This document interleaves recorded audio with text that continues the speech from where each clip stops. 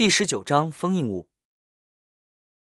我们是守护者，也是一群时刻对抗着危险和疯狂的可怜虫。窗外走廊封闭，石墙冰冷，屋内灯火照耀，明亮发黄。邓恩·史密斯的转述在这样的环境里余音袅袅，一下一下敲打在克莱恩的心头，让他短暂竟说不出话来。见克莱恩默然，邓恩摇头笑道：“是不是很失望？非凡者和你想象的并不一样，我们一直在与危险同行，有获得，就肯定有代价。”克莱恩从刚才的震撼里平复，斟酌着语气回答。他确实没想到非凡者光耀超常，不同于普通的一面外，还有这样的隐患。不过或许是因为只听到描述，还没真切遭遇，也或许是由于本身已经卷入这个漩涡，说不定什么时候就有诡异事件落到身上。他的害怕、忐忑、担心和畏惧等情绪很快便降低到可以控制的程度。当然，退缩念头的冒出在所难免，纠纠缠缠，不肯离去。不错，很成熟，很理智。邓恩将剩下的那口咖啡喝完，又补充了一句：“还有，非凡者也不像你认为的那样强大。低序列的非凡者，为什么要用1代表最高品阶，用9代表最低呢？这样太违背直觉和逻辑了。我们通常说的低序列是指低品阶，高数字是序列链条的起始端。好了，我刚才说到哪了？对，非凡者并不像你认为的那样强大。低序列非凡者的力量比不上枪械，更别说火炮，只是在某些方面比枪炮更奇妙，更难以防范。如果你以后有机会成为非凡者，一定要将我今天说的这些话好好考虑清楚，不要鲁莽选择。”克莱恩自嘲一笑：“我还不知道什么时候有机会呢。要是有这个机会，他觉得自己不会错过。服食到错误的魔药、越界的魔药都是可以最大程度规避的，主要隐患在于魔药本身自带的微妙影响和灵感提高后听到、看到的未知危险。前者有一代代先辈的经验参考，只要不焦急毛躁着提升，稳扎稳打的掌握好力量，失控概率应该还是比较低的。而且自身主要是为了解决目前的潜在危险，了解神秘学精髓，找到穿越回去的办法，才走出这一步，并未瞄准高序列的位置。如果真容易失控，大不了就不晋升，留在原序列，靠知识来谋划回家之事。后面的隐患就更不用说。克莱恩对使用转运仪式时那让自己接近疯狂，脑袋快要爆炸的耳语呢喃记忆犹新。这不是不成为非凡者就能避免的，既然如此，还不如掌握点可以对抗的力量。想到这些，克莱恩只觉利弊是那样的清晰，以至于心里的退缩念头都消失了大半。邓恩又拿起了烟斗，灰色眼眸微带笑意道：“对于这件事情，我不能准确回答。要想成为非凡者，一是获得足够的功劳，也许你明天、后天就能解读出关键的古代文献，或者给我们的案件提供了非常有用的意见呢。二嘛，看上面有没有新的想法，这个谁也说不清楚。好了，我想你应该比较了解非凡者了，将来不会再冲动做出选择。现在我向你介绍下我们职业者小队的文职工作。”他站起身，踱步到门口，指着查尼斯门相反的方向道：“我们有一个会计，一个负责购买必需物品、领取教会和警察部门下发物资、兼职车夫的人员，他们都是专业人士，不需要轮换，每周周日休息。剩下的3位文职者是罗珊、布莱特和老尼尔，他们的工作有接待来访人员、清理房间、书写案件文档和物品申报清单，以及看守武器、材料和文献库，严格进行出入和领取归还登记。每人每周各自轮休1天，除了周日，另外还有职业和休息的轮换，都是自己协商。我和罗珊他们做一样的事情。”克莱恩收起对非凡者的思考，确认自身的岗位职责。“不，你不需要，你是专业人士嘛。”邓恩笑了笑道：“你目前的事情有2件，第一，每天上午或者下午出去走一走，重点是韦尔奇住所到你家的各条道路啊。”克莱恩一脸懵逼，这是什么工作？很专业吗？邓恩双手插入黑色风衣的口袋里道：“确认你真的遗失记忆后，韦尔奇和纳亚的案子就算完结了。同样的，那本安提戈努斯家族的日记也彻底失踪了，我们怀疑你当时有带着他离开，在回家的途中将他隐藏，所以我们才没有在你家里找到什么线索。这应该也就是你为什么不是在现场，而是在家里自杀的可能原因。虽然你被神秘影响，完全遗忘了这段回忆，但人的灵和大脑很奇妙，也许还有些痕迹残留，待利用通灵者的手段无法获取，不表示他们就绝对不存在。或许在熟悉的地方，在关键的地方，你会出现似乎见过，似乎做过什么的感觉，这就是我们想要的收获。明白了，克莱恩恍然大悟。职业者们对那本日记下落的推断确实合情合理。当时在场的人里面，只有自己还活着，也只有自己具备时间和动机带走日记，中途掩藏。要是能这样找到那本日记，你应该就可以获得足够成为非凡者的功劳。邓恩·史密斯激励了一句，间接透露出那本日记还算重要。希望克莱恩点了下头。邓恩将话题又转了回去。第二，你每周轮休一天，暂时可以自己确定是哪一天，不在外面的时候，就去武器库阅读我们保存的文献和典籍，这是历史专业人士的工作。等全部看完，就要和老尼尔他们轮换了。好的，没问题。克莱恩悄然松了口气，不是什么太难的事情吗？这时，邓恩半转身体，指着那扇会刻有7枚圣徽的黑铁对开大门道：“这是扎尼斯门，来源于现代职业者体系的创立者查尼斯大主教的名字。在每个大城市的中央教堂地下都有一扇，它由职业者正式成员轮换看守，里面至少还有2位教会内部的看守者，以及数不清的陷阱。你千万不要随意靠近它，否则会沾染厄运。”听起来很厉害，克莱恩发表了感言。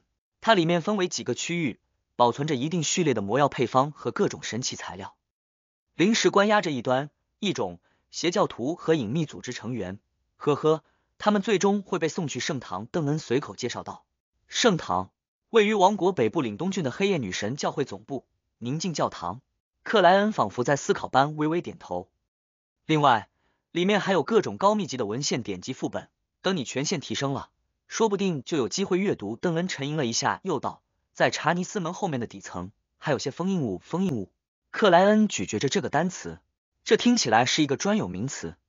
我们搜集和获取的非凡物品里，有的太重要，太神奇，如果被邪恶者得到，将会造成极大的破坏，所以必须严格保密，严格看管，哪怕我们自身也得在特定情况下才能使用。而且说到这里，邓恩·史密斯停顿了一下才道，而且这里面有一部分的存在非常特殊，本身具备某种活着的特性，会引诱看守者，会影响周围，会自行逃脱，会造成灾难性后果，必须严格控制。很神奇，克莱恩感慨道。职业者总部将这些封印物分成4个等级，0分级表示非常危险，最高重视度，最高保密等级，不可打听，不可外传，不可描述，不可窥探，只能封印于圣堂地底。邓恩详细介绍道。1分级是高度危险，可有限利用，保密等级是教区主教和职业者执事及以上，贝克兰德等教区总部的中央教堂可保存1到2件，剩余必须交给圣堂。2分级是危险、谨慎且节制利用，保密等级是主教和职业者小队队长及以上，各大城市的中央教堂可保存3到5件，其他就近交给圣堂或教区总部。3分级是有一定危险，得小心使用，必须3人以上的行动才能申请。保密等级到职业者正式成员以后，你看到相应的文献，通过数字就该明白它代表着什么，比如2到125就是危险级125号封印物。邓恩说着说着，忽然转身走回房间，从抽屉底层翻出了一张纸。对了，这个你看一看，3年前有位新任大主教失控，不知道怎么就闯过了重重保护，带着1件0分级封印物神秘失踪了。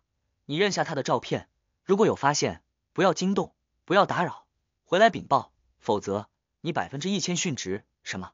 克莱恩接过那张纸，发现没有抬头，只得一张黑白照片和几行文字。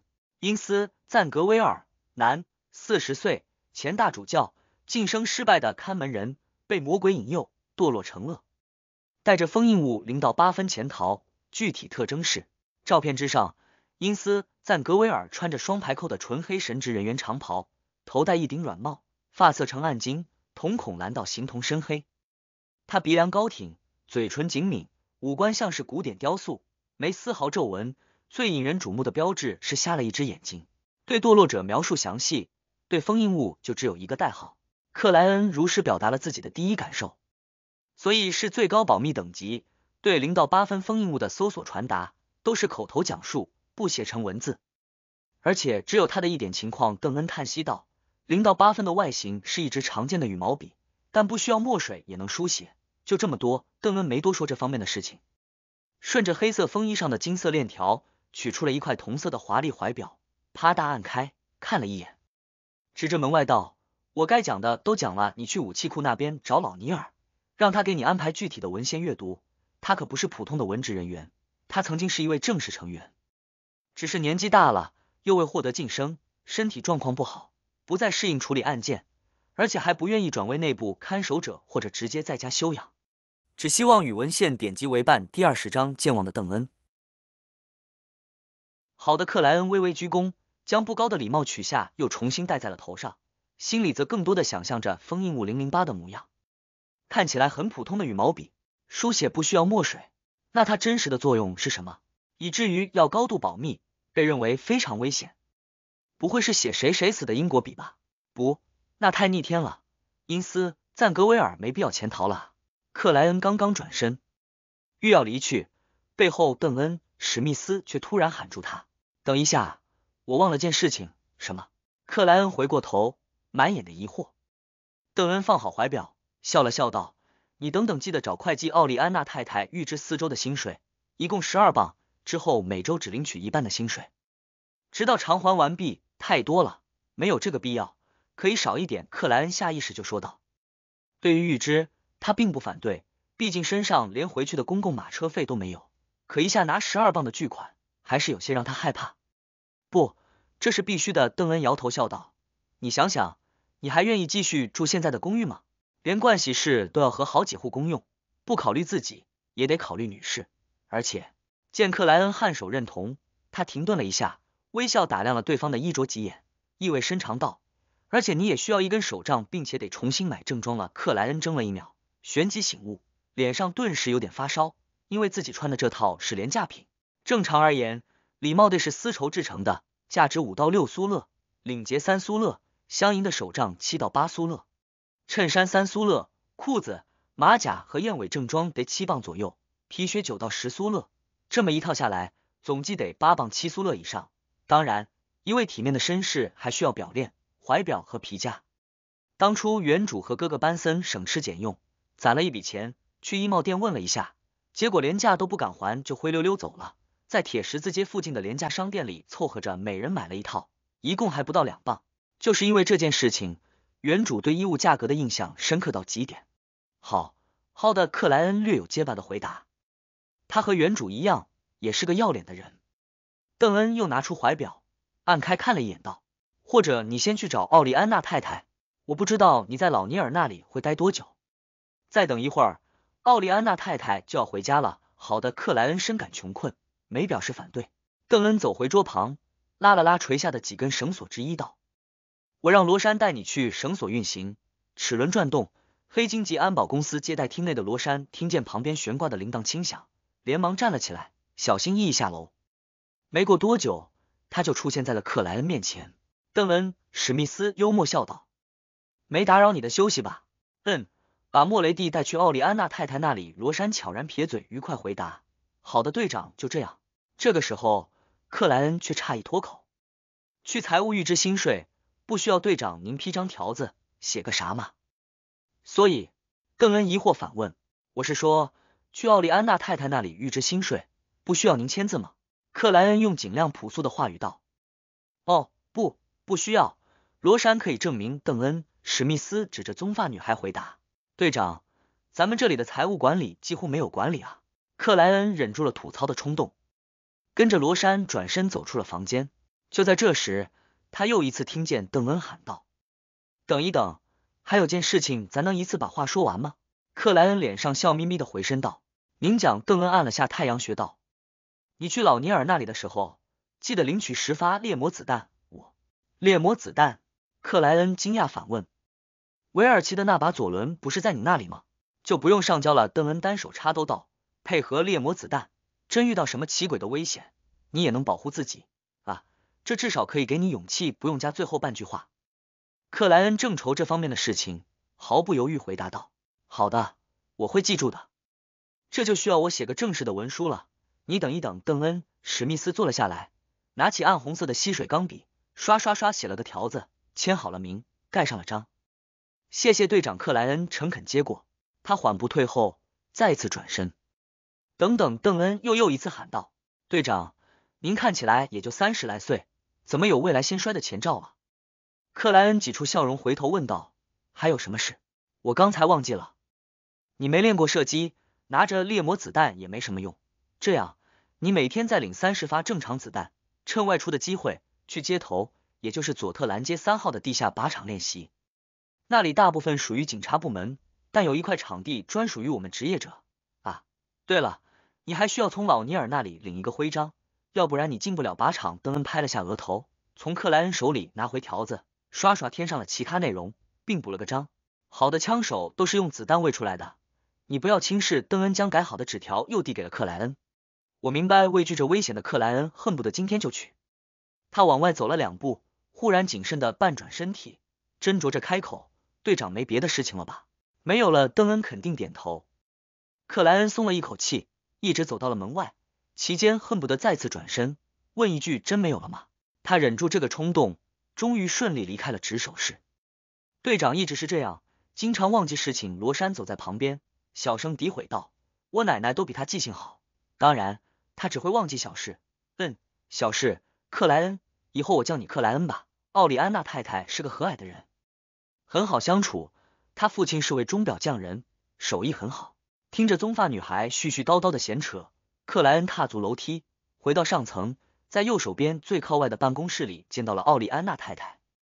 这是位穿荷叶边长裙的黑发女士，她看起来30多岁，留着时髦的卷发，一双碧绿的瞳孔清澈含笑，秀气而文雅。奥利安娜听罗珊转述了邓恩·史密斯的安排后，拿出便签，写了个预制单。你签下字，有印章吗？没有就按个手印。好的。克莱恩熟稔地完成了手续。奥利安娜拿出铜制钥匙，打开了房内的保险柜，边点数着金棒，边微笑说道，你真幸运，今天有足够的现金。对了，克莱恩，你是因为牵涉协议事件，本身又有特长，才被队长邀请的。是的，于是你的直觉很准。克莱恩没吝啬赞美。奥利安娜取出4张浅灰为底、深黑作文的钞票，重新锁上了保险柜，一边转身一边笑道，因为我也是这样的，是吗？克莱恩适当表示了诧异。你知道16年前轰动了整个廷根市的那个连环杀手吗？奥利安娜将4张金棒递给了克莱恩。记得，就是连杀了5位少女，有的取心脏，有的拿走胃部的那个血腥屠夫。小时候，我母亲经常拿这件事情吓唬我妹妹。克莱恩略一思索道。他接过钞票，发现是2张5磅和2张1磅的，都灰底黑纹，四角有复杂图案和特殊水印防伪。前者略大，中央是鲁恩王国第5位国王乔治3世的直系先祖亨利·奥古斯都1世。他戴着白色发套，脸庞圆润，眼睛狭长，表情异常严肃，可在克莱恩眼里却有着说不出的亲近。这可是5磅的钞票，等于班森近4周的薪水。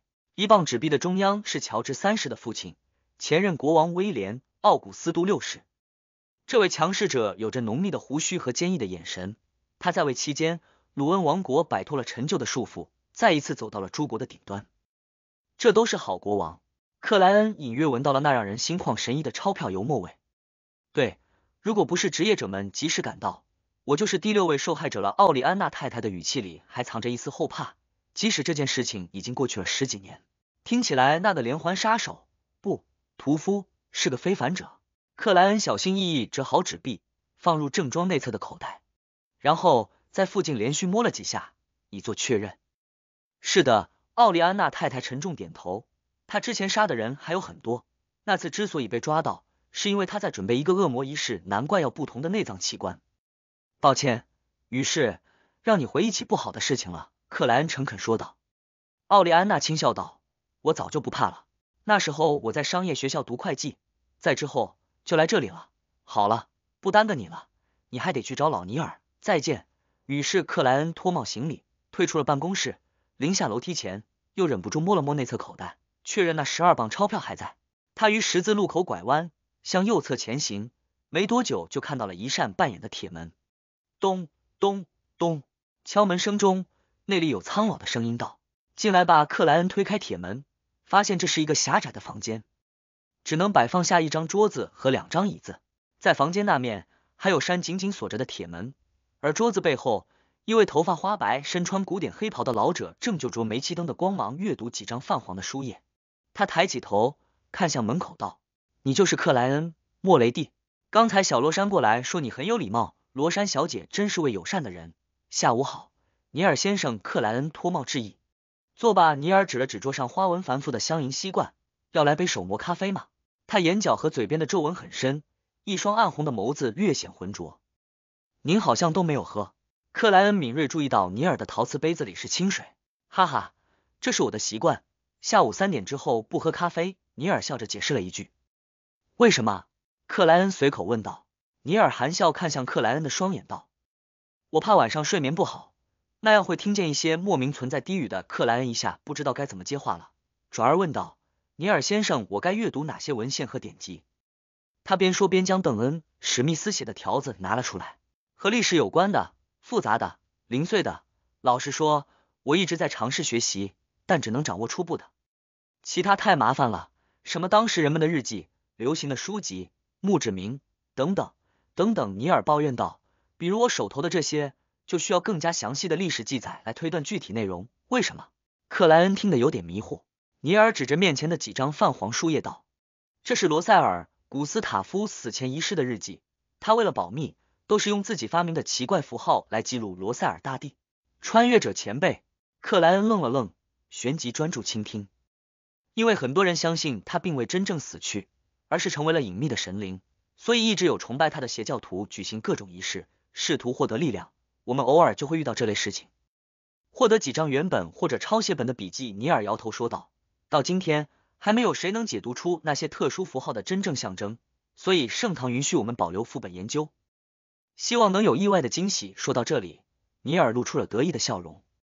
我已经解读出了其中几个符号，确认那是数字的表达。看看我发现了什么，这其实是一本日记。我希望用当时不同日期的历史事件，尤其皇帝身边的事件，与日记对应那天的记载做比较，从而解读出更多的符号。天才的思路，对吧？这位头发花白、皱纹深深的老先生目光发亮的看向克莱恩。克莱恩赞同点头。是的，哈哈，你也可以看看，明天就得开始帮我做这方面的工作了。尼尔老先生将那几张泛黄的书页推给了克莱恩。克莱恩将它们转正，只是瞄了一眼，整个人就呆在了那里。虽然那些符号被临摹描绘的很丑，有些微变形，但自己绝对不会认错，因为这是自己最熟悉的文字。中文 TM 还是简体字。第21章他乡遇故知。有那么一瞬间，克莱恩还以为自己穿越回去了，但眼前黄铜栅格围出的典雅煤气灯和老尼尔装手磨咖啡的镶银锡罐让他认清楚了现实。罗塞尔大帝这穿越者前辈真是同胞，他用这个世界不存在的简体中文记录秘密。带着无法描述的他乡遇故知心情，克莱恩飞快地浏览起手中的3页文稿。11月18日，真是件神奇的事情，一个异想天开的实验和一个偶然出现的失误，让我发现了一位困于风暴之中，迷失于黑暗深处的可怜家伙。他甚至只能在每个月满月的时候才能稍微靠近现实世界，可依然无法将他的呼喊传递进来。他是幸运的，他遇见了我，这个时代的主角。写完上面这段话，自己读了一遍，忽然有点唏嘘，哪怕是用汉字，也不知不觉带上了浓烈的翻译腔。40年弹指一挥间啊，以往的记忆真的就像梦一样了。1184年1月1日，盛大的新年晚会，弗洛纳尔夫人真是一个尤物啊。1月2日，我的外交委员会的先生们都是蠢驴。1月3日，当初的选择还是太草率了，现在看来，不管是学徒还是占卜家、偷盗者，都更加的好。可惜没办法再回头了。1月4日，为什么我的孩子们会那么蠢？我说过1万遍了，不要被那些神棍忽悠。不，那些神棍或许自己也被忽悠了。魔药的关键不是掌握，是消化；不是挖掘，是扮演。而魔药的名称也不仅仅是核心象征，还是具体意象，更是消化的钥匙。9月22日，反对我的联盟在建立，从北边的福萨克，东边的鲁恩，到南面的费内波特。我的敌人们终于走到了一起，但我并不畏惧，我会用事实告诉他们。武器和剑士的代差不是人数和低阶序列者能够弥补的。再说，我手下又不是没有，而高端，呵呵，他们忘了我是谁吗？9月23日，我与寻找神奇之地的船只失去了联系。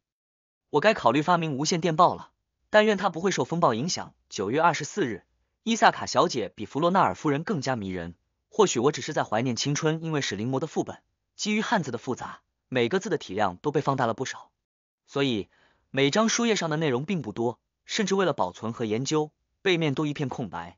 可就算是这样，克莱恩依旧看得心潮澎湃，尤其罗塞尔大帝对魔药关键的描述，更是让他有种找到了解题思路，掌握了无价秘密的狂喜。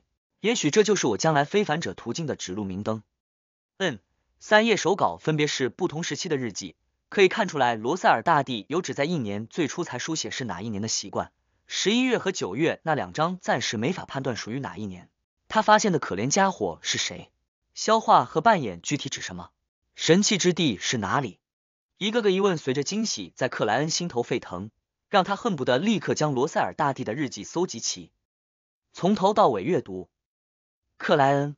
就在这时，对面的老尼尔迷惑开口了。克莱恩一下惊醒，忙掩饰笑道：“我以为自己会是最特殊的那个，想试着破译和解读真是年轻人啊。”老尼尔哈哈点头。我也曾经以为自己是最特殊的那个。克莱恩翻了下手头的3页文稿，确定自己没有看漏的地方后，将它们递还了回去，并故作不经意地问道：“我们就只有这几章吗？我想要看到更多的罗塞尔大帝日记。”你以为会有很多？老尼尔摩挲着手稿，皱纹深深的嗤笑道：“每年涉及非凡和神秘的事件本身就不多，主要是那些超凡物种逐渐在我们北大陆消亡，没有了他们，也就没有了更多的魔药，于是非凡者越来越少。这几百年来，巨龙、巨人和精灵都变成了书上的记载，就连海族也不再出现于近海。”听到这句话，克莱恩忽然想起了一个梗，当即笑道：“我觉得是时候建立巨龙和巨人保护协会了。”老尼尔听得一脸茫然，好半天才明白是什么意思。而弄清楚后，他轻拍桌子，笑得颇为畅快，不够绅士。哈哈，克莱恩，你真是个幽默的人，这是我们鲁恩王国的传统，年轻人幽默点不会错。我觉得不能太狭隘，怎么能只有巨龙和巨人？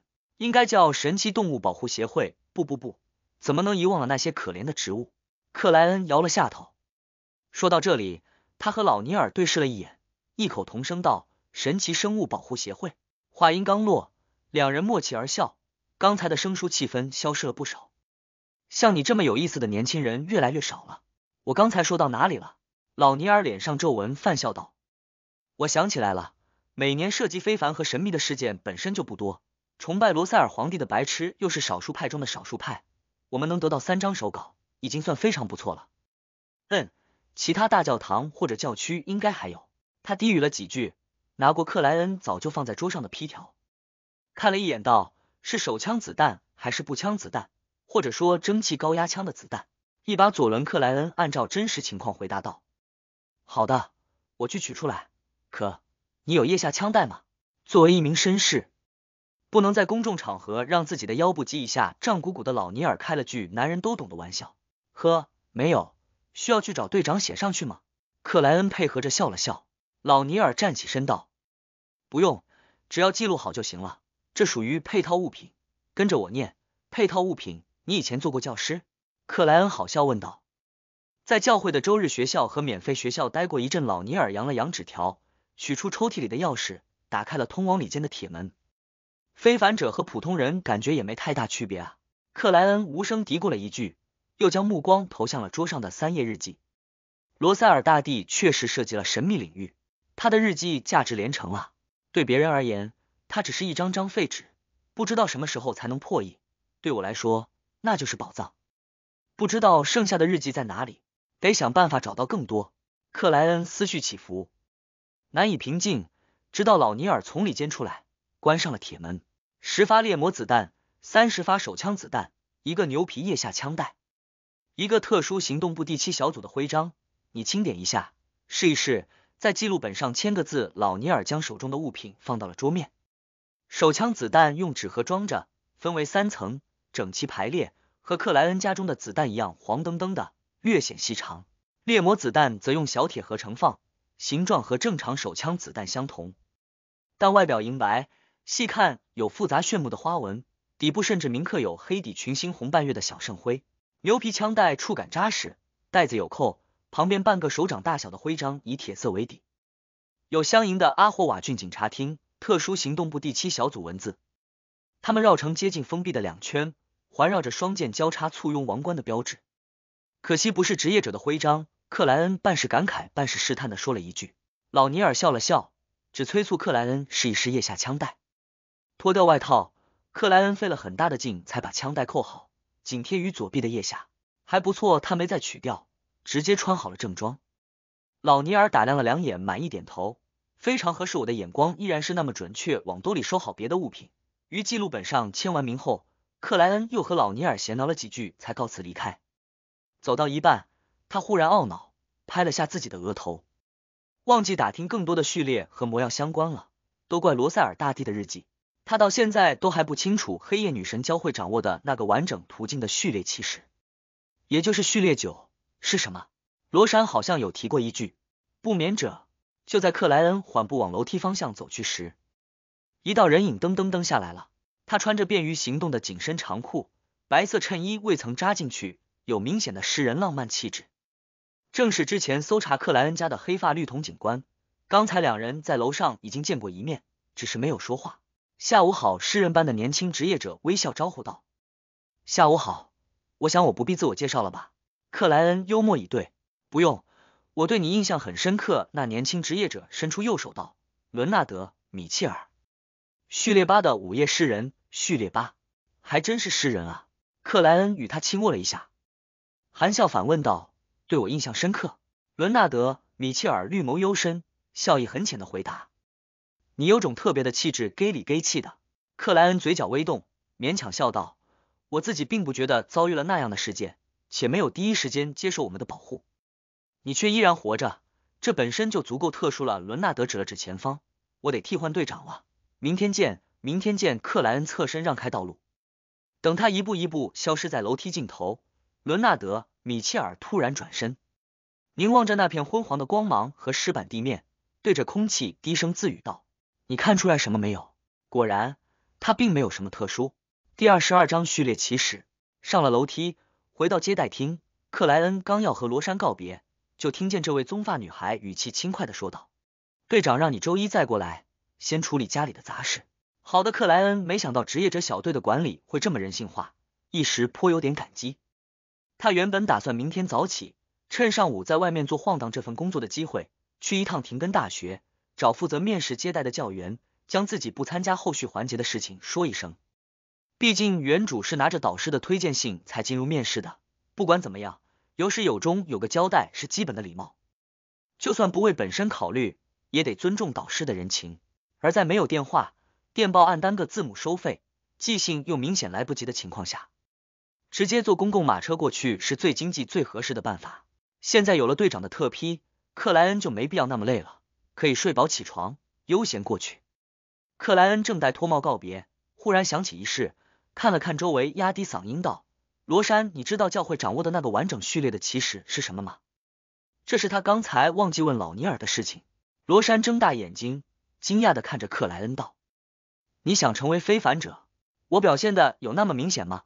克莱恩摸了下嘴角，略显尴尬的回答，知道世界上确实有超凡的、神秘的力量后，难免会有点向往。我的女神啊，你知道那有多么危险吗？队长没告诉你吗？非凡者的敌人不仅仅是邪教徒、黑巫师，还有自己，几乎每年都会有人失控，有人牺牲。你不考虑自己家人的感受吗？罗珊用手势加强着语气，反应略显过激。克莱恩，我认为老是做文职人员是更好的选择，几乎没什么危险，每年薪水还都有增长。等你做个几年，有了积蓄，就可以在北区或者靠城郊的地方租到独栋房屋，和一位富有魅力的小姐组成美满的家庭，拥有可爱的、调皮的小天使。罗珊，停一下！克莱恩见棕发女孩越说越远，连忙额头见汗的开口阻止道，我暂时只是想，对，了解基本的常识，好吧。罗珊默然几秒，低下目光，不太好意思的说道，因为我父亲的事情，我在类似问题上总是会，你明白的。有点激动，不过坦白的讲，我对每一位自愿成为职业者的先生和女士都充满敬佩。我理解。克莱恩连忙附和道。罗珊眨了眨有着浅棕色瞳孔的眼睛，补充道，我父亲曾经说过，不要以为变得更加厉害，成为更高序列的非凡者就能解决隐患，对抗危险。事实上，恰恰相反。你会遭遇越来越可怕的事情。当碰上某些未知的、恐怖的存在时，疯狂和死亡是仅有的两个结局。呵，他说完这句话的第2周就牺牲了。克莱恩，不要用同情的眼神看我，我现在生活的很好，真的很好。你该为这些事情感觉害怕才对。我只是想了解基本的常识。克莱恩不知该哭还是该笑的重复了刚才的回答。队长先生比你讲得更清楚，更明白，而我就算不成为非凡者，也已经遇到了不得的事情了。好吧，罗珊做思索状道，我听队长和老尼尔都讲过，因为超凡物种的减少和消亡，高序列的强者在如今这个时代几乎已经没有了，能成为非凡者就很厉害很厉害了。我们廷根市加郊区有好几十万人，大概或许更多，非凡者才30多个。我猜的。我没算那些活在阴暗角落里的邪教徒黑巫师们。不等克莱恩开口，他似乎恢复了活力般握拳于胸前道，而这30多个非凡者里面，序列9是大部分。我好像偏题了，没关系，这些也是我想了解的常识。克莱恩就希望罗珊能像他平时一样东拉西扯，透露出更多的情况。总之，能成为非凡者已经很厉害，很厉害了。罗珊又重复了一遍，属于我们教会的完整序列的起始是不眠者，序列9不眠者。果然，克莱恩微不可见颔首，听到罗珊小姐控制不住嘴巴的往下描述。你听名字就应该猜到，不眠者是晚上不用睡觉的人，白天也只需要3到4个小时的休息就足够了。真羡慕啊。不，我一点不羡慕，睡眠是女神的恩赐，是最幸福的事情。我说到哪里了？对，不眠者不需要光也能看穿黑暗。夜越深，越强大，我是指各个方面的强大，包括他们的力量，他们的灵感，他们的思维。不过，他们虽然能发现黑暗里隐藏的未知危险，可遇到正常办法不能解决的怪物时，依然得借助猎魔子弹等物品。我父亲曾经就是为不眠者不等克莱恩追问。罗珊自顾自道，之后是序列8的午夜诗人，在网上是序列7梦魇。克莱恩顿时想起了邓恩、史密斯引导自己梦境的事情，确认般问道，队长，你知道？罗珊小姐的嘴巴几乎张成了 O 型。队长曾经进过我的梦。克莱恩左右各看了一眼，再次压低嗓音道，明白。罗珊恍然大悟，跟着小声回应。他端起旁边的咖啡杯，抿了一口，转而感慨道，教会在我们廷根市的序列7一共才2位，应该队长就是其中之一。他即使去贝克兰德这种大教区，也是很厉害的人物，有的执事都不一定比他强。原来队长这么了不起啊！克莱恩微笑附和。老实说，邓恩、史密斯在昨天半夜的那次出场让人印象非常深刻，自己几乎本能就相信了他是个很厉害的非凡者。当然，罗珊骄傲地挺直了背部，旋即思维跳跃的他表情苦恼地说道，序列7之上我就不知道是什么了。也许整个职业者小队只有队长才清楚，那别的序列其实呢？不完整的那些。克莱恩满足地转移了话题。不得不说，罗珊描述的不眠者确实符合他对非凡者的一些想象和期待，但并非他希望成为的那种。他心里完美的序列9应该能学习和掌握非常多的神秘知识。为弄清楚本身穿越的原因和将来穿越回去打基础，罗珊想了想，叹气道，我对这方面不是太感兴趣，只知道比别的教会多，毕竟女神也是隐秘之母嘛。应该有2到3种，因为有的队员总是冰冷，让人害怕，身上的味道也怪怪的。有的队员，我是说老尼尔，他知道很多，还会不少有趣的魔法仪式。我再想想，他曾经说过他的序列9称号，也就是魔药配方的名称。对，叫窥秘人。不少有趣的魔法仪式，窥秘人听起来很接近我想要的那种了。克莱恩心中微喜。另外我还知道一个序列7的名称，途径不完整的那种。罗珊因刚才的回忆联想起了别的事情，用炫耀的口吻说道，是什么？克莱恩异常好奇。在高序列强者稀缺甚至可能没有的情况下，序列7已经算得上教会的中坚力量了吧？罗珊露出甜美的笑容，略显得意的回答。通灵者，戴莉女士。克莱恩下意识反问道。最初的诧异后，他反倒觉得这件事情并不那么让人意外，也只有序列7的强者才能做到戴莉女士那样的通灵表现。罗珊的眼睛又一次睁大，他不敢相信的开口，你怎么又知道了？我见过戴丽女士。克莱恩没做隐瞒。好吧，罗珊用向往的语气道，如果我能直接成为通灵者，戴丽女士那样的通灵者，那我也愿意做非凡者。不，我会认真考虑10分钟。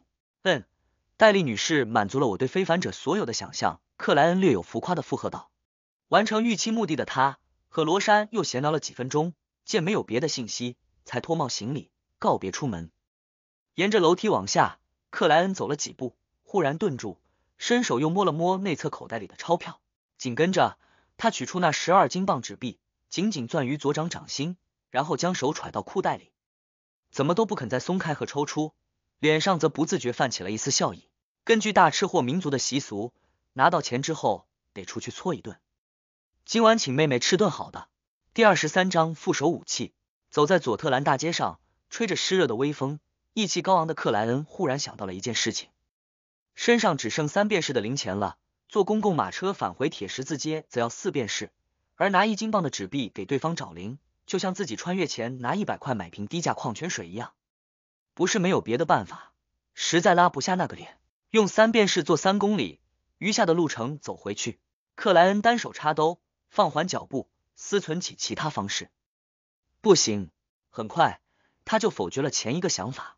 余下的路程光靠走，得好一阵子，身怀12磅巨款的情况下，太不安全了。而且之前担心左轮被职业者顺手没收，今天故意没带在身上，真遇到什么韦尔奇之死引发的危险，将毫无反抗之力。在附近找银行换成零钱，不行，5/1000的手续费太奢侈了。克莱恩无声摇头，光想一想可能付出的手续费就觉得心疼。办法就这样一个个被排除。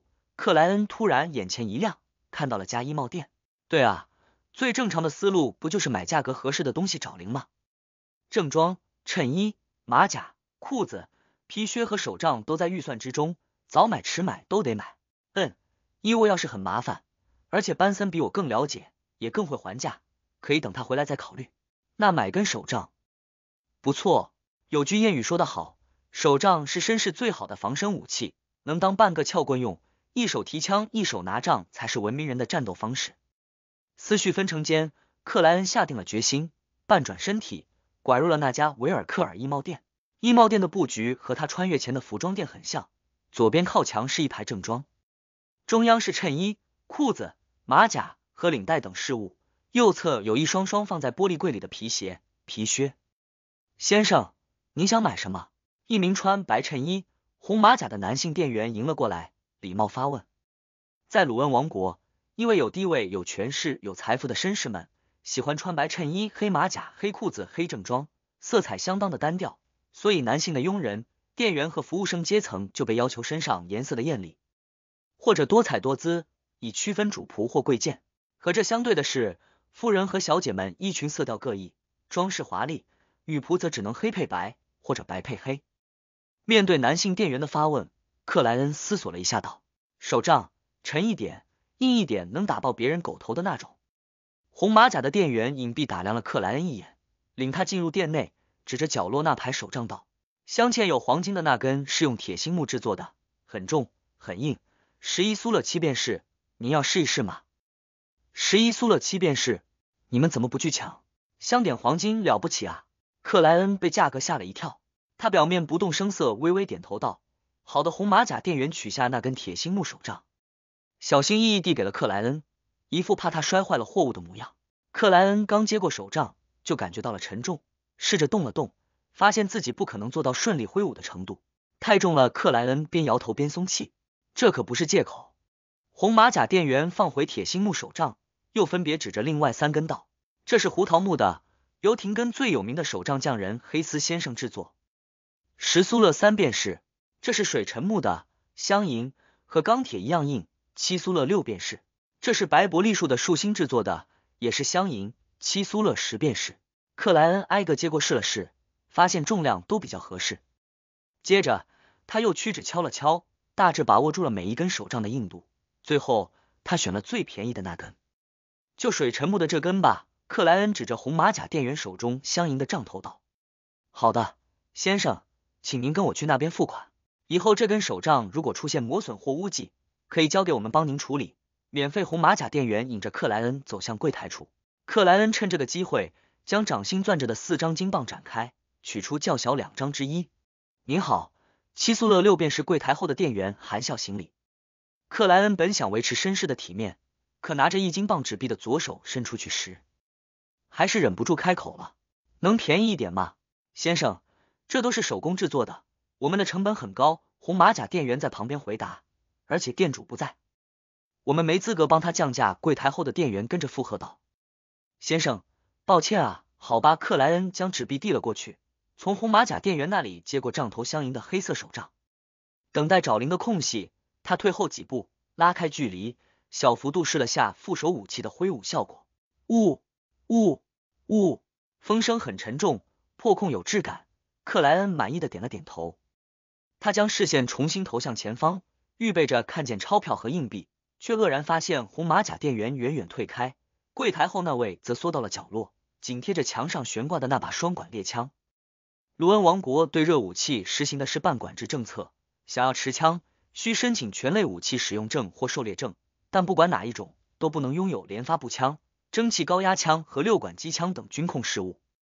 全类武器使用证可以随意购买和保存任何一种民用枪械，但获得极其麻烦，即使有一定地位的商人也可能通不过审核。狩猎证则相对容易，哪怕郊外的农夫也能拿到，但这类执照仅限于使用猎枪，且有数量限制，不少薄有资产的人都会申请一个，以做危急情况下的自保。比如现在，克莱恩看着充满戒备的2名店员，嘴角抽搐了一下，呵呵干笑道：“不错，这根手杖非常适合挥动，我很满意。”见他没有攻击意图，柜台后的店员神情放松了下来，将刚才找的钞票和铜币双手递出。克莱恩拿过瞧了一眼，见有2张5苏勒、2张1苏勒的纸币和1枚5便士、1枚1便士的铜币，心里不由点了点头。顿了2秒，他无视店员的目光，将4张纸币对着明亮处一一展开，确认防伪花纹和水印无误。做完这一切，克莱恩才将钞票和硬币分别放好，拿着手杖扶了扶礼帽，像位绅士一样走出了维尔克尔衣帽店，奢侈的就近坐了无轨道的公共马车，经过一次换乘和总计6便士的花费，顺利回到了公寓。关好房门，他将11磅12苏勒的纸币反复数了3次，才放入书桌抽屉，然后找出那只同色转轮、木质握把的手枪。叮叮当当，5枚黄铜色的子弹相继落在了书桌上。克莱恩将有复杂花纹和黑暗圣灰的银色猎魔子弹一枚一枚塞入了转轮。同样的，他只塞了5枚，留出预防物激发的空位，剩下则和刚才取出的5枚正常子弹一起存放于小铁盒内。啪！转轮合拢，克莱恩豁然多了不少安全感。他兴致勃勃地将左轮装入腋下枪带，稳稳扣好，然后一遍又一遍地练习解扣拔枪的动作，双臂酸软了就休息一阵再继续，直到天色将暗，过道里出现租客走动的声音。呼！克莱恩吐了口浊气，将左轮重新放回腋下枪带。直到这个时候，他才换下正装和马甲，披上日常的棕黄外套，做起手臂放松运动。哒哒哒，脚步声靠近，钥匙插入锁孔，扭动之音响起。披着柔顺黑发的梅丽莎推门而入，鼻子微不可见的抽动了一下，她的目光扫过根本没点燃的炉子，眼中的神采突然暗淡了少许。克莱恩，我把昨晚剩下的食材一起煮一煮，班森也许明天就回来了。梅丽莎转头望向哥哥。克莱恩双手插兜，大腿靠着书桌边缘，微笑道：“不，我们出去吃，出去吃。”梅丽莎愕然反问：“去水仙花街的银冠餐厅怎么样？我听说味道很棒。”克莱恩提出了建议。可是，梅丽莎还是没弄清楚状况。克莱恩笑了笑道：“庆祝我找到了工作，你找到工作了。”梅丽莎的嗓音不自觉变大。可是廷根大学的面试不是明天吗？另外的工作，克莱恩含笑从抽屉里拿出那叠纸币道：“他们还预支了我4周的薪水。”梅丽莎看着那一张张金棒和苏勒，眼睛睁得很大道：“女神啊，你找了什么工作？”克莱恩神情一滞，斟酌着语言道：“一家以谷物寻找、收集和保护为使命的安保公司，他们需要专业的顾问，5年合同，每周3磅。你昨晚是在为这件事情烦恼？”梅丽莎沉默了一下道。克莱恩就是点头道：“对，做廷根大学的教员更体面，但这份工作我更喜欢。其实他也很不错。梅丽莎露出鼓励般的笑容，半是疑惑半是好奇的问道：他们怎么会预支给你整整4周的薪水？因为我们需要搬家，需要更多的房间，需要属于自己的盥洗室。克莱恩嘴角上翘，摊手说道。他感觉自己笑得无懈可击，只他问一句：惊喜吗？梅丽莎怔了怔，突然语速很快的开口，略显慌乱：克莱恩，我们住的其实还算不错，我偶尔抱怨没有自己的盥洗室也只是习惯。你还记得詹妮吗？以前住我们隔壁的，自从他父亲受伤丢掉了工作，不得不搬去下界，一家5口人就只能住在一个房间内，高低床睡3个，地上睡2个。他们还想着把剩下的那个地铺空位分租给别人，和他家比起来，我们很好，很幸运了。不要在这件事情上浪费你的薪水，而且我很喜欢斯林太太的面包房。妹，你这反应和我预想的剧本不一样啊。克莱恩听得一脸呆滞。第24章节俭持家。窗外余晖金黄染暗，克莱恩看着梅丽莎的眼睛，一时竟找不到话说，因为预备的台词统统用不上。他轻咳2声，脑筋急转道：梅丽莎，这不是浪费薪水，以后班森和我的同事来做客，难道就在这样的地方招待他们？以后我和班森结婚了，有妻子了，难道还要高低床？你们不是还没有未婚妻吗？可以再等一等，多攒些钱。梅丽莎逻辑清晰的说道。不，梅丽莎，这是社会的规则。克莱恩颇感头疼，只能上大道理了。既然拿3磅的周薪，就要有匹配3磅周薪的体面。老实说，曾经挤过合租房的他，对现在的居住条件并不陌生，完全适应。但正是因为有这样的经历，他才愈发理解类似环境对女孩子的不便。而且他的目标是成为非凡者，研究神秘学，找到回家的路，将来少不了在家里弄些魔法仪式。公寓人多口杂，容易出问题。见梅丽莎还想再说，克莱恩赶紧补充道：放心，我没考虑独栋房屋，打算看联排的。总之，得有属于自己的盥洗室。还有，我也喜欢斯林太太家的面包、停根饼和柠檬蛋糕。我们可以首先考虑离铁十字街和水仙花街近的地方。梅丽莎嘴唇微抿，蓦然一震，缓慢点了下头。而且，我也没急着搬家，得等班森回来。克莱恩笑了笑道，否则他打开房门后，会很震惊很诧异的说：我家里的东西呢？我的弟弟妹妹呢？我的家呢？这是不是我的家？我走错地方了吗？雨神啊，快告诉我，这是不是一场梦？怎么出去几天回来，连家都没有了？他模仿着班森的口吻，听得梅丽莎不自觉就弯了眼睛，露出脸颊浅浅的酒窝。不，费兰奇先生会一直等在门口，让班森交出公寓钥匙。班森根本上不了楼。女孩损了吝啬贪财的房东一句。在莫雷蒂家里，大家有事没事就爱拿房东弗兰奇先生做笑话的主角，这个风气正是大哥班森带起的。对，他才不会为了后面的租客换锁。克莱恩微笑附和，指了指门口，风趣说道：梅丽莎女士，一起去银冠餐厅庆祝吗？梅丽莎轻微叹了口气道：克莱恩，你知道赛琳娜吗？我的同学，我的好朋友赛琳娜。克莱恩的脑海里顿时浮现出一位酒红长发、深棕眼眸的女孩，她的父母都是黑夜女神的信徒，以圣者赛琳娜的名字给予她祝福。她还未满16，比妹妹梅丽莎小半岁，是个快乐、开朗、外向的姑娘。克莱恩颔首表示记得赛琳娜·伍德。他哥哥克里斯是位事务律师，目前也有接近3磅的周薪。他的未婚妻兼职做打字员。梅丽莎先描述了情况，继而才说道：他们订婚超过4年了，为了婚后有稳定的、不错的生活，直到今天还在攒钱，还没有步入教堂，打算再等至少1年。据赛琳娜说，和他哥哥差不多的人都是这样，一般得28岁以后才能结婚。你得提前准备，好好攒钱，不要浪费就去餐厅吃顿饭而已，有必要这么多大道理吗？克莱恩听得不知该哭还是该笑，想了几秒道：梅丽莎，我是现在就有3磅的周薪，以后每年还会增长，你不用担心，但我们有必要攒钱防备意外，比如那家安保公司突然倒闭。我有位同学就是因为父亲所在的公司破产，只能去码头找点临时工作，家里的条件瞬间恶化，才不得不退学。梅丽莎表情认真的劝说着哥哥。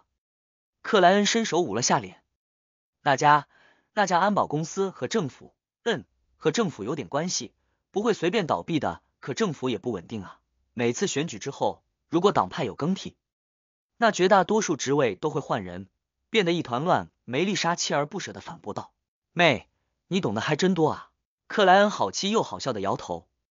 好吧，那我把昨天剩下的食材一起炖个汤，你去街上买一条香煎肉鱼，1块涂黑胡椒汁的牛肉，1小罐奶油，以及给我带杯姜皮。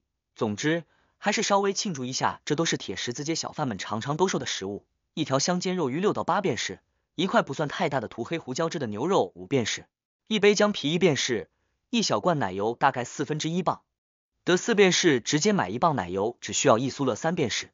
原主每到假期都会负责家里食材的购买，对价钱并不陌生。克莱恩心算了几秒，就得出大致需要1苏勒6便是，于是直接抽取了那2张1苏勒的纸币。对此，梅丽莎不再反对，放下装文具的提包，接过了钞票。看着妹妹拿出装奶油的小罐和盛放其他食物的盆子，脚步轻快地走向门边，克莱恩想了想，开口喊住她：“梅丽莎，剩下的钱买些水果。铁十字街不少小贩会从别的地方收购品质不佳或存放太久的水果，而这里的人们对此并不愤怒，因为价格非常便宜，只要回家后将腐烂的地方切除掉，就可以品尝到美味了，算得上廉价的享受。”说完这句话，克莱恩快步靠拢过去，从裤兜里掏出之前剩余的铜便士，放到了妹妹的掌心。啊！梅丽莎褐色的眼眸疑惑又茫然地看向哥哥。克莱恩退后2步，微微一笑，记得去斯林太太那里奖励自己1小块柠檬蛋糕。梅丽莎嘴巴张了张，眼睛眨了眨，最后只吐出了一个单词：好的。她飞快转身，拉门而出，噔噔噔跑向了楼梯。一条河流穿过，柏树和枫树林立两岸，空气清新的让人有喝醉的感觉。来解决面试事情的克莱恩怀揣左轮，拿着手杖走下支付了6便士的公共马车，沿着水泥砌成的道路，向着绿色掩映中的3层砖石房屋靠拢。那是廷根大学的办公楼，不愧是鲁恩王国最出名的2所大学之一。初次来到这里的克莱恩边走边感叹道：“和这里相比，和对岸的霍伊大学简直堪称简陋。”哈呀哈呀！一声声呼喊渐近，2条赛艇从霍伊河上游冲来，一根根木桨整齐而有序的翻动。这是鲁恩王国所有大学都流行的赛艇运动，以克莱恩要靠奖学金资助才能读完大学的家境，都和韦尔奇等人一起参加过霍伊大学的赛艇俱乐部，划得一手好船。真是年轻啊！克莱恩驻足眺望，喟叹了一声。再过1周，这样的情况将不复存在，因为学校要放暑假了。沿着绿树成荫的道路，他走到灰色的3层砖石房屋前，通过登记，顺利进入里面，熟稔的找到了上次接待自己的办公室。咚咚咚，他屈指轻敲半掩的房门。进来门内一道男声传出，看着克莱恩推门而入，那位穿白衬衣、黑燕尾服的中年教员微皱眉头道：“面试还有1个小时，斯通先生，您还记得我吗？科恩资深副教授的学生，克莱恩·莫雷蒂。你看过我的推荐信？”克莱恩微笑着脱帽道。哈文·斯通摸了摸自己的黑色大胡子，疑惑道：“你有什么事情吗？”“我不负责面试，是这样的，我已经找到了一份工作，今天就不参加面试了。”克莱恩如实说出了来意。“这样啊。”哈文·斯通明白过来，站起身，伸出右手道：“恭喜你，真是个有礼貌的年轻人，我会给教授先生和资深副教授们说的。”克莱恩和对方握了握手，打算寒暄几句就告辞离开，背后却突然传来一道熟悉的声音：“莫雷蒂，你找到别的工作了？”克莱恩转过身去，看见了一位满头银发、轮廓深刻但皱纹不多的老者。他眼窝凹陷，眸子深蓝，黑色燕尾服笔挺。“上午好，导师。”阿兹克先生。他忙行礼道：“你们怎么在这里？”这位老者正是霍伊大学历史系的资深副教授，他的导师昆汀·科恩先生。在科恩旁边还有位身材中等、皮肤呈古铜色的中年男士，他手拿一份报纸，没有留须，戴着礼帽，黑发褐瞳，五官柔和，眼睛流露出一种难以言喻的沧桑，右耳下方长着颗细看才能发现的黑痣。克莱恩认得他，经常帮助原主的霍伊大学历史系教员阿兹克先生。他喜欢和自己的导师科恩资深副教授争执，观点多有冲突，然而实际上2人私交很好，否则也不会喜欢凑一块聊天。科恩点了下头，语气舒缓的说道：“我和阿兹克来参加一场学术会议，你找到了什么工作？”“一家做谷物寻找，收集和保护的安保公司，他们需要专业的顾问。每周3磅。克莱恩将昨天对妹妹说过的话又重复了一遍，接着解释道：您知道的，我喜欢探索历史，而不是总结历史。科恩轻轻颔首道：每个人都有自己的选择，你能记得来廷根大学通知他们，而不是直接缺席。我很满意。这时阿兹克插言问道：克莱恩，你知道韦尔奇和纳亚是怎么回事吗？我看报纸说他们被入室强盗杀害了，案件转成入室抢劫了，而且这么快就上报纸了。克莱恩愣了一下，斟酌着语言道：具体的情况我也不是太清楚。之前韦尔奇得到了一本第4纪所罗门帝国安提戈努斯家族的笔记，找我一块解读。我开始去了几天，后来就忙着找工作了。前2天警察还来找过我，他故意将所罗门帝国和安提戈努斯家族透露出来，想看看2位历史系老师会不会知道点什么。第4纪，科恩皱眉低语，古铜皮肤，眼眸沧桑的阿兹克先是发怔，继而吸了口气，用拿着报纸的左手揉动太阳穴道：安提戈努斯，感觉很熟悉，但怎么都想不起来在哪里听说过。